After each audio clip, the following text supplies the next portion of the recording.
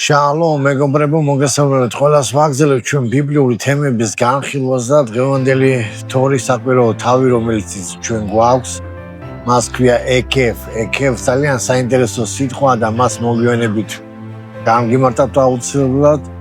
ასევე თქვენ იცით, რომ ჩვენ გვაქვს შაბათის სკოლა, შაბათის სკოლის თემა ეს არის სინაის აღთქმა, რომელიც ღმერთმა დადო მოშეს მეშვეობით მთელი ისრაელის ერთან. და ვეცდები ამ ორი თემას დავაკავშირო ერთმანეთთან.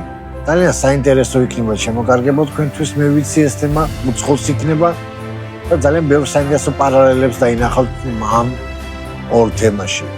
მაგრამ სანამ უშუალოდ გადავალთ თემის განხილვაზე, მინდა ჩემ გამომწერებს გთხოვთ მოიწონოთ ეს ვიდეო, ასევე გააზიაროთ, ასევე დააკომენტაროთ. ხოლო ვინც არ ახართ გამომწერები, აუცილებლად გამოიწერეთ, რადგანაც ეს არხი ემსახურება ჩვენი რწმენის ფესვების შესწავლას და ეს ძალიან მნიშვნელოვანია ჩვენ ვიცოდოთ ჩვენი ქრისტიანული ფესვების შესახებ. ასევე თუ ვისაც გინდათ ფინანსურად გვერდში დგომა, ყველა ჩვენ ვიდეოს ქვემოთ კომენტარებში არის ჩვენი საბანკო რეკვიზიტები, ასევე აღწერილობაში, ვიდეოს აღწერილობაში არის მითითებული ჩვენი საბანკო რეკვიზიტები.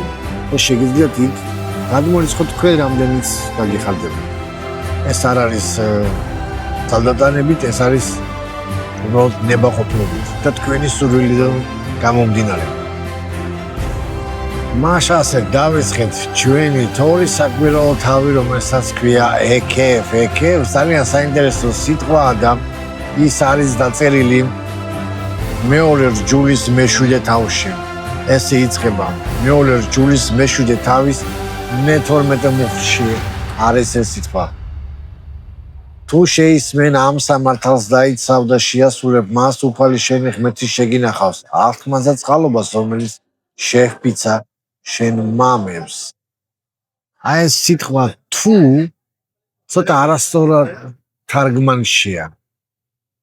იმიტომ რომ მთლიანად არ გადმოსცემს სიტყვა ეკევის მნიშვნელობას. უკვლავად რო თარგმნათ, ესე გამოდის და თუ შენ, აი ესე არის და თუ შენ შეისმენ შმა სამართალს დაიცავ შამარ შომერ დაცვას ნიშნავს და შეასრულებ ასაფ გააკეთებ ამ სამ მოქმედებას თავაზობს ღმერთი და ამ სამის ფუზე არის შმა, ანუ მოსმენა, რომელსაც ჩვენ ვილაპარაკებთ. ეს ერთ-ერთი პარალელი, რომელიც ჩვენ ვილაპარაკეთ წინა ორ ვიდეოში. შესმენა, შესწავლა, დაცვა, მოქმედება. ეს ყველაფერი მოიცავს სიტყვა შმას. მაგრამ ჩვენ დღეს ვილაპარაკებთ ეკევს. ეკევ არის და თუ, ეს არის ერთ-ერთი თარგმანი, მაგრამ მეორე თარგმანი, რომელსაც ჩვენ დღეს გავამახვილოთ ყურადღებას, ეს არის იაკობი, სიტყვა იაკობი და ასევე ამ სიტყვიდან გამოდის კვალი, ეკევ. იაკოვ ეკეფ კვალსაც ნიშნავს, ანუ იაკობსაც ნიშნავს და ნიშნავს კვალსაც. ხოლო იაკობი თქვენ იცით ეს ნიშნავს ქუსლის ჩაჭირებულს. და მე მინდა ამ სიტყვაზე გამოვახვილო ყურადღება ქუსლთან მიმართებაში. რა კავშირია ქუსლი და აღთქმა ერთმანეთში? ინტერესოა, დამიჯერეთ, წინ გელოდებათ.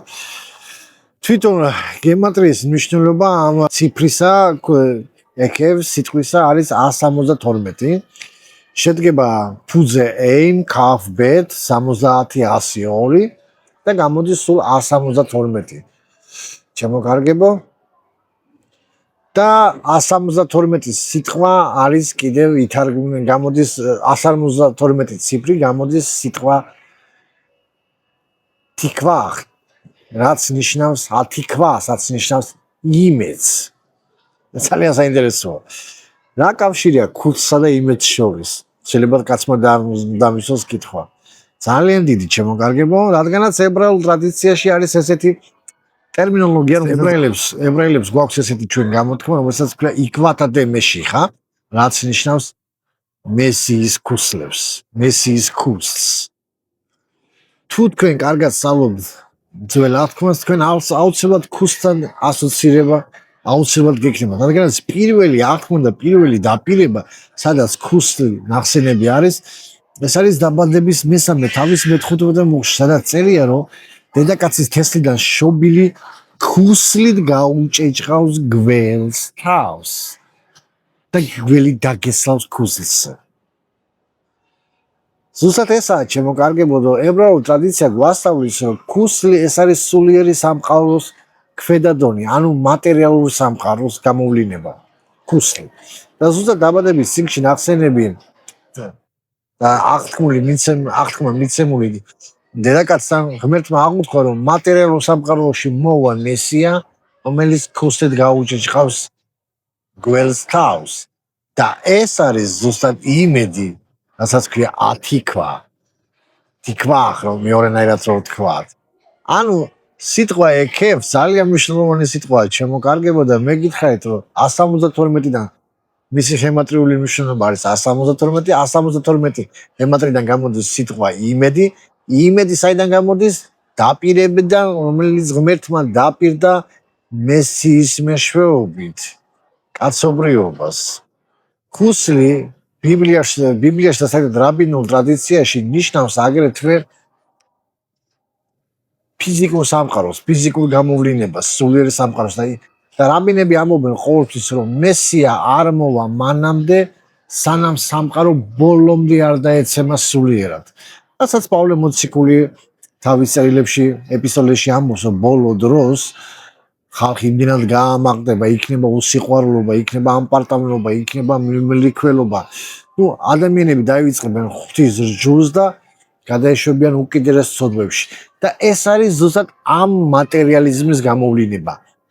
ამ მატერიალური უღმერთოების სამყაროს გამოვლინება, რომლის დროსაც მოვა ის მთავარი მესია დაბრუნდება და რომელიც საბოლოო იმედი ადამიანების არის, მოწმუნე ადამიანებზე იგულისხმება, ვინ ჩვენ ველოდებით ჩვენი მესიას. პირველი დაპირება ღმერთისა, რომელიც ჩვენ ხედავთ დაბადების 3:15-ში, ასევე არის აღთქმა, ჩემო კარგებო, რომელიც ღმერთმა დახპირდა. აღთქმა ძალიან საინტერესო სიტყვაა და ეს არის ებრაული სიტყვა, რომელსაც ნიშნავს ბრით. მისი ხემატრიული მნიშვნელობა არის 612. თქვენ რაბინულ იუდაიზმი ასწავლის, რომ იგივე იუდაიზმი საერთოდ ცნებებს ბიბლიაში ყოფს, თორაში ყოფს 613 ცნებად. მაგრამ აღთქმა, რომელიც აქ არის მოცემული, ეს არის 612. ერთი აკლია. და ამასაც რაბინები ამბობენ, რომ ეს ერთი 613 ცნება ესეხება განქორწინების პერიოდში. ანუ მესიის აღთქმა თავის თავში უკვე არ მოიცავს განქორწინებას, არამედ ის მოიცავს ქორწინებას და სამუდამო კავშირს. ებრაელები ამბობენ, რომ ბრით ეს არის არა მარტო შეთანხმება, არამედ ეს არის მოკავშირეობა და აღთქმა, რომელიც ჩვენ გვესმის, აღთქმა აღუთქვა ღმერთმა, დაპირდა ღმერთმა, ეს ყველაფერი არის მისი მეორადი მნიშვნელობები. მისი პირვანდელი მნიშვნელობა არის მოკავშირეობა. მოკავშირეობა ღმერთსა და ადამიანს შორის. და სწორედ ედემის ბაღში ღმერთმა დაპირდა ამ მოკავშირეს მოვლინებას სულიერ სამყაროში. ეს მოკავშირე არის იეშუა ხამაშიახი, რომელიც აკავშირებს ადამიანსა და ღმერთს. ერთია ღმერთსა და ადამიანს შორის შუამავალი. კაცი იესო ქრისტე. პირველი ტიმოთეს 2:10 მუხლე მე მგონი თუ მე-6 მუხლე არ თუ არ ვცდები. შეგიძლიათ ნახოთ თქვენ. მაშასე ბრით კავშირი, რომელიც არის და რომელსაც ჩვენ ვსწავლობთ დღეს. და რატო აკავშირეს იაკობთან? რა კავშირში იაკობი? თქვენ იცით, რომ ეს აღთქმა ღმერთმა იაკობის მეშვეობით განამტკიცა. იაკობი ქუსლი, რომელიც ესავის ქუსლზე იყო ჩაჭიდებული. და სწორედ ამ ესავის ქუსლზე ჩაჭიდებული ნიშნებს იმას, რომ ამ აღთქმას აქვს მეორე მნიშვნელობა. მნიშვნელობა, რომ ღმერთი რასაც პირდება, ეს არ იქნება ადამიანისათვის ადგილი. ამასათვის ბრძოლა ჭირდება. ბრძოლა, რომელიც ჭირდება პირველ რიგში შენ თავთან, გარემოებასთან და შენ შინაგან კაცთან, რომელიც შენ ყავს. ეს გაიარა იაკობმა, ეს გაიარა ისრაელმა და ამას გადის ყველა მორწმუნე ხალხი. თქვენ როგორნიათ იოსებს ღმერთმა აღუთქვა რომ ის იქნებოდა მართველი და მას ხალხი ექნებოდა დაეჩოქებოდნენ ეს იოსებს ლანგარზე მიუტანეს? არა ჩემო კარგებო, ეს ნიშნავს რომ ყველა ადამიანი მორწმუნეს ექნება ბრძოლა. ქუსლე მიუთითებს ქუსლით გაჭეჭყა და გველის კბენა მიუთითებს რომ ეს იქნება ბრძოლა. ბრძოლა რომელიც არის სიკეთესა და ბოროტის შორის. და ამ ბრძოლაში ჩვენ გვყავს მოკავშირე, რომელსაც ქვია იეშუა ჰამაშიახი და რომელიც არის ჩვენი ღმერთი. მაშას ეს იყო ძალიან მოკლედ მე თქვა თქვენთვის ამ სულიერი გაკვეთილის შესახებ, რომელსაც ქვია თორის საკვირაო თავი ეკეფ. იმედია თქვენთვის გასაგები იყო ყველაფერი. მე შევეცადე მაქსიმალურად მოკლედ მე თქვა თქვენთვის ეს თემა გადმომეცა, რადგანაც ეს მართლა დიდი თემაა და როდესაც ჩვენ გვექნება უკვე ვიქნებით ოფისში, იქ უფრო დეტალურად და უფრო მეტ დროს დავუთმობთ ამას ყველაფერს.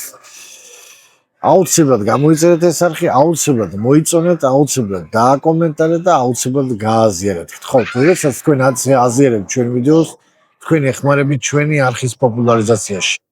და თქვენ აგრეთვე არაპოპულარიზაციაში ეხმარებთ, არამედ უშუალოდ ასწორებთ ღმერთის სიტყვის გავრცელებაში.